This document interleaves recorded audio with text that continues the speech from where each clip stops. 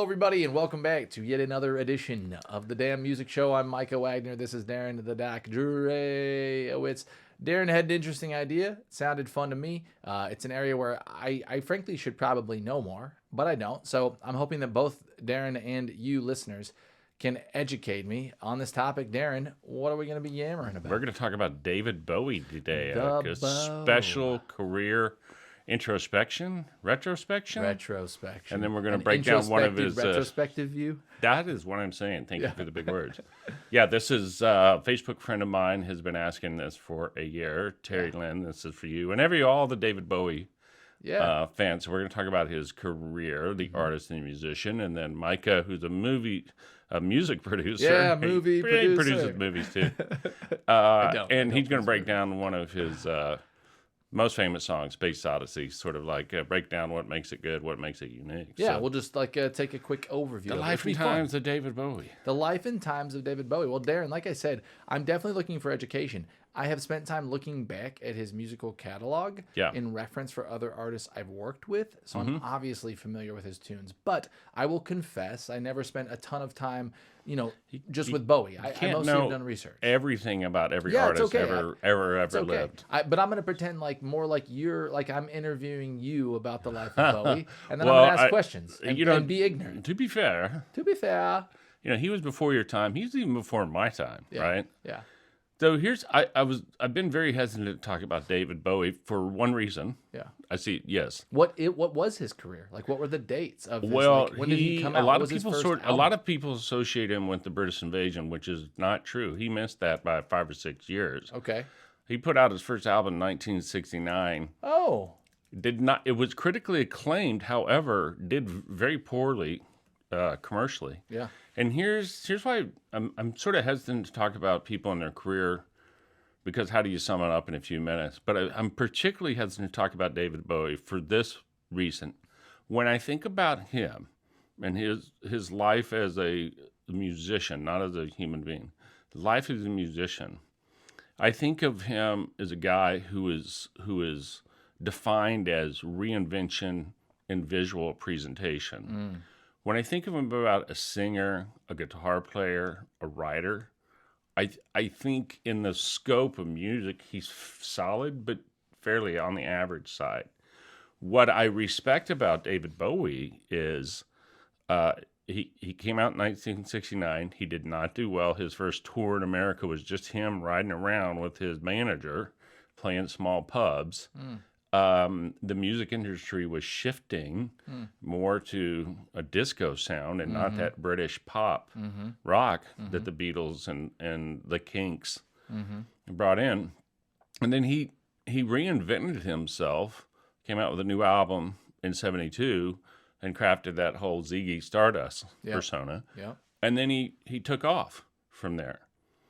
But all along the way in the 1970s, he kept changing his visual presentation. Yeah, for sure. How he looked, how he sang, the type of music that he did. He was one of the first real pop stars to even do Christmas music. Right. Too. And he actually did not get huge commercial success until the 1980s when he went straight up pop with Modern Love and songs like that. And I really believe that Bowie benefited greatly from MTV because he's such a visual artisan that MTV gave him the showcase that he did not use. And I never hear anybody talk about that. So I'm almost done, but look, he's got a long list of music. Almost all of his awards he won was after he died. They're all posthumously. Yeah.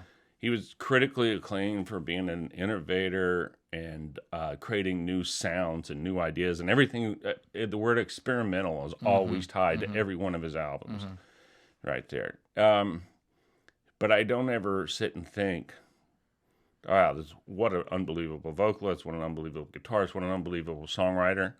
That's not how I categorize David Bowie. Yeah. I categorize him a guy who said that grew up very working class in England, and he said, I want a career and a life in show business, and I'm an entertainer, I'm a visual artist, and he went out and worked his ass off. He never gave up, and he made it happen. So I have immense respect for him as an artist. And this is truly the last thing I'll say, and I'll shut up. It's funny, on this show we talk a lot about, there are some people who are entertainers, some people who are performers, and there are some people who are musicians. There are some amazing musicians who are horrible entertainers, and there's some amazing entertainers who are horrible for sure. performers. I can give you a long list of both. Yeah. Bowie is this unique person who is a visual artist. Yeah.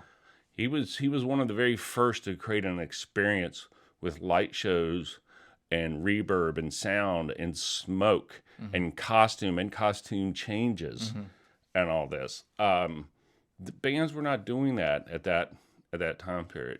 And that's how I like to think of David Bowie. Sure. I mean, I think like even the little that I do know, when I think about David Bowie, I definitely think of a visual persona. Right. Like colors, the hair, everything exaggerated to the extreme. I think without the full understanding of his catalog or his career necessarily, I definitely see Bowie, like I've always seen Bowie as like an artist. Right. Not just a musician. Like a grand scope. Even his music was art. And like the way he wore his clothes and the way he built everything around him. It reminds me a little bit of like David Byrne. Like David Byrne is very much an artist. Right. He's a visual artist. He's a show artist. He likes painting. He likes the way music interacts with lights. Like, in fact, I wonder how influenced David Byrne was by Bowie, because David Byrne would have come out later than Bowie. I feel like he probably was fairly influenced. Yeah, he's by a Bowie. solid 10 to 15 years younger. And they both did some really smart things, which was grabbing attention through colors or unique things. I mean, Byrne with the big suits and stuff like that. But focusing on Bowie, I just agree with pretty much most of your statements in the sense of I actually don't know that much about his career. I love his sounds. I always enjoy the songs I go back, but they always are, in my opinion, very creative. Like they come back and I'm always like, yeah, very creative. Even the one that we're going to talk about here in a little bit, we're going to talk about Space Oddity, is like not very put together almost, right? It's like kind of confusing. I don't know what's happening. It starts and stops, but like everybody knows this is Major Tom to ground control. I mean, everybody knows that. So like he had some really... They don't know it's called Space Odyssey, but they know that hook. Yeah, what do they call it? Major Tom? Ground control? And in fact, even when I went and looked at it, I was like, oh, right, this is a Bowie song. Like my brain had forgotten like who the original author was when I came across it. So, and I don't know where Bowie stands. Do you know where Bowie stands on what he actually wrote?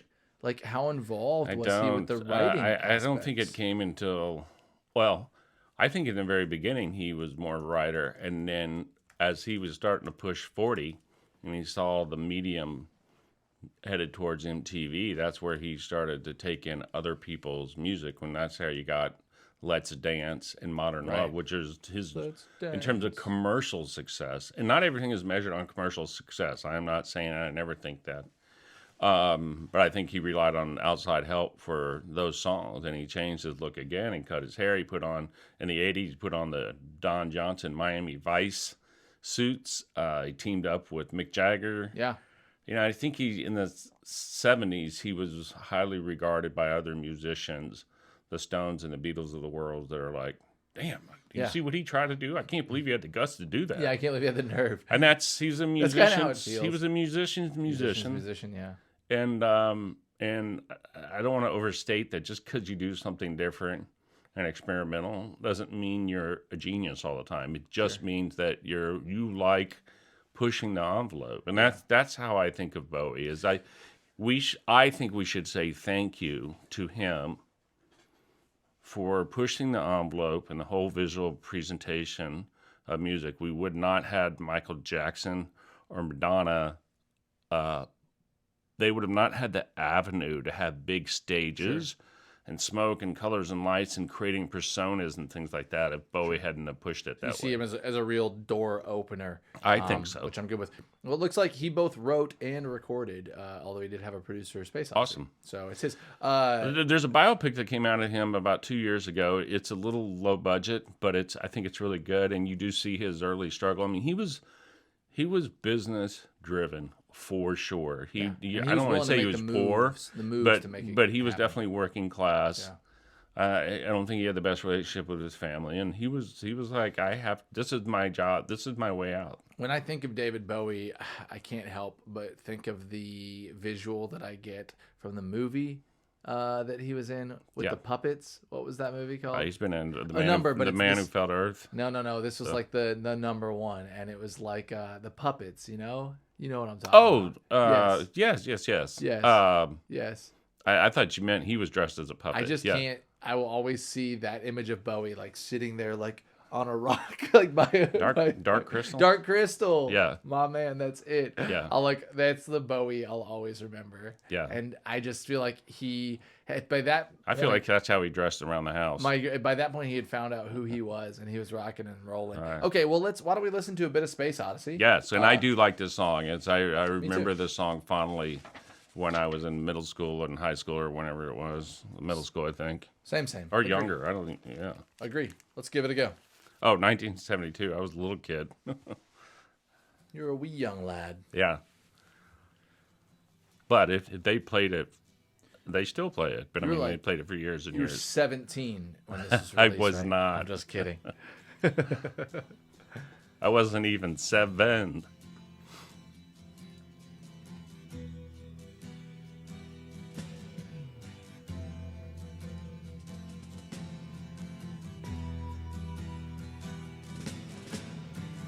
I mean, just already atypical. Yeah, he's playing it. He's dressed like that and playing an acoustic guitar. Ground control to make That production's cool. He got his voice on both sides, right? That must have been pretty early. Take your protein pills and put your helmet Here, you got that harmony on the right and the left. That's really cool. Ground control to Major Tom. That would have been like, ooh, back then. Countdown engines on. Which is how you define Bowie. Ooh. Check ignition and may God's love be with you.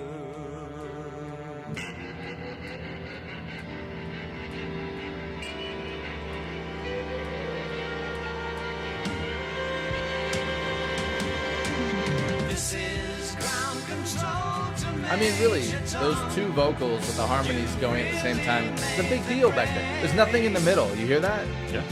Well, also too, he got to the chorus much faster for that time That's period. true. That's more like, was like today's sorta music. quick. But other than the Yeah. pregnant pause, which is intentional to create tension, Yeah. he got to the chorus pretty quick for 1972. Usually really- that's a minute and a half into the song. Yeah, I'm going to beat a dead horse here, but as we keep listening, like to have your vocals panned like that and have the symphony top center was a thing. That would like we do that today, and I had no idea that might have spawned somewhere around here. I knew it Right. started coming through then. So very creative, and it's cool. It feels cool. You don't even think about it, but that's cool. Well, I'm glad that we had that surprise revelation because, again, this is how I think of David Bowie. Yeah. That I could see him. I don't know what they did, but I could see him sitting in the studio go, hey, I have an idea. Agree, Yeah. 100%. And like he's like, I'm gonna sing the low part. Okay, just go ahead and keep tracking and play it back for me. And then he's like, this is ground control. And he's like, oh yeah. And then like, oh, that's cool. I could definitely see that as a Was possibility. that your impersonation? That was it. That was it. But it had to be like this. Yeah.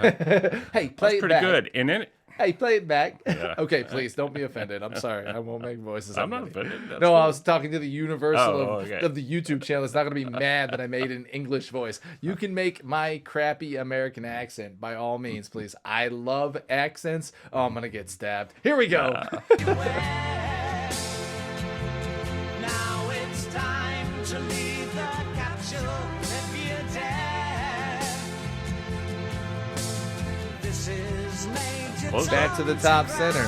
It's cool. I'm stepping through the door, and I'm floating in a most peculiar way, and the stars look very different today. For here am I sitting in a I always thought this part was hilarious. Like I just want to be real about this part. Yeah. Every time this part comes on, I want to fast forward. Oh, It doesn't do it for me. Like Right. it doesn't. It just feels like it feels like when the meter went just a little too far, and I'm like, I just want to get back to the song. But it makes me want to get back to the song. This is the pre-chorus, pre-bridge, pre-verse, chorus, bridge. yeah. He has a post-chorus, a pre-chorus. He has every random thing you Preliminary, could throw in there. pre-chorus, Yeah. bridge. Planet Earth is blue, and there's nothing I can do. There's just moments. I get visions of like everybody knew that guy at the park that we are all sort of friends with that would sit on like a tree stump or Yeah. like down on a rock and he'd be singing a song. It kind of is like this song. It would just be like, the sky is blue, the rock is a rock, and I'm up I'm up in the sky and I don't know why. And But I I'm just, here like, with you. but I'm here with you. And then the it's like, song. but here I am sitting on a tin can. There's moments of Bowie that like is why I love this, but it's like I can't help but see him as that guy. Yeah. Just like you're the park, and all of a sudden there's a dude in a tree that's just like, squirrel, little squirrel, coming at me now. Well, think, because this is a retrospective. Think about this came out. I think this is 1972, right? Okay, let's just say it is. You had the 65 to 70 was Stones, Beatles, Kinks, The Who, all that group, rock and roll. Then you had the emergence of disco right at about this time period. Mm-hmm. You also had the sort of ending and conclusion of folk in that late 60s. Which feels like this is like is this the last song when folk died? Well, like he I- added some I psych think- to it, so there's psychedelic folk. Well, that's where I was going with this. Yeah. Imagine the balls Yeah. it took to say, when David everything had to Bowie be clear, got the like, I'm cojones. going to come up this sort of psychedelic Yes. acoustic Yes. pop song. Yes. Yeah. I mean, utmost respect for his ability to push and, frankly, to stay alive and become such a legend. Oh. While you're fighting up against Zeppelin, Pink Floyd, I mean, you're fighting up against some of the biggest. Stevie Wonder starts coming out. I mean, Right. dude, you're just like. And this is the song you drop. Yeah, And then that's somehow so you stay crazy. relevant and make a whole legendary. I'm going to look it career. up real It's fast. amazing. But, yes. And it's he's playing all major chords, right? But he's He singing is this not. sort of... He's playing oh. a lot of very interesting things. He's going between different chords. He's playing an That F looks like- he looks major, like he's an playing F an F, minor, yeah. an F7. He's playing a C major and an E major, which is a cool transition if you listen to this. Well, That's a hold very on, cool well, transition. And then F, and then F minor. Oh. And then he's playing an F major 7, I'm pretty sure. Yeah, here I am sitting, That's where you get the tension. sitting on my tin can. Yeah. Which is cool. You know, the most wild thing about that is really just having that E major with that C, that has a cool sound to it. As you know, E major is not in the key of C, and this is mostly in the key of C, although it leaves, it heads away and goes to that F, then F minor. Well, F is in the key of C, F minor. Anyways, he has they're frankly pretty typical chords for the time. Oh, not 1969 this came out. This came out in 72, I thought. Oh. Space Wait a minute. Odyssey came out in... No, Oddity. you're right. Oh. It was first released in 1969. You're right. In fact, when you mentioned earlier, 1967 was his first album. Oh, okay. Space Odyssey I got came the out in 2-year 69. separation. Yeah, but I didn't... Anyway, I didn't but say that. regardless of that, I mean, my comment, the comment is still true, is that 69, 70, folk music was starting to trail off in terms of... For sure. Yeah, in We're terms of hitting rock. popularity. We're going to rock. Right. And there was a transition from the rock to the more pop, For sure. yacht Yeah, rock, we're going more light rock, disco-y, Christopher Cross. 100%. Yeah, those types of guys. Christopher Cross a little later, but anyway, those sort of yacht rock, America, Air Supply Yeah. gang. and then disco, and regardless of this, he wedged this song in there. Agree. Right. And he kind of got it into like shot clock, buzzer, 0. Made it. Yeah. Right. And it like everybody was like just over it. This part though. So what's funny is key change. I love this part. Is I this a never key change liked or that just other one picks it right up? there. I'd have to listen to it. Oh. Sounds like it. Yeah, is that a saxophone solo?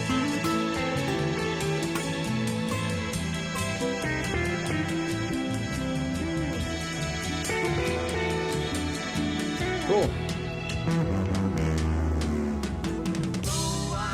Stays in that C. So random. He still stays in that C. Still in that C. Oh, okay. It is so random. It is so random. And I think my spaceship knows which way to go. Tell my wife I love her very much. She knows. Ground control to Major Tom. Your circuit's dead. There's something wrong. Can you hear me, Major Tom? Can you hear me, Major Tom?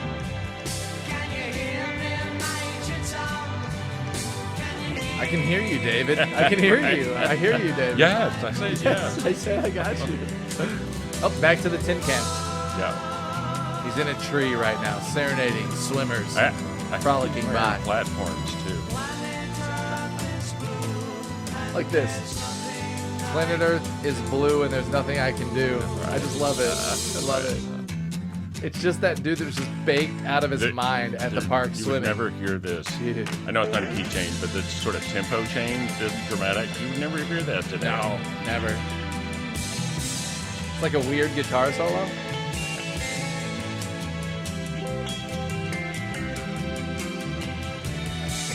Cutting edge technology on video back then. We got a green laser light. Do you know? I'll let this finish. But you can listen to the song if you want to hear it directly without us talking. No, anytime you go to a song, you'll always hear us talking. You'll never get away from it. Oh. Okay.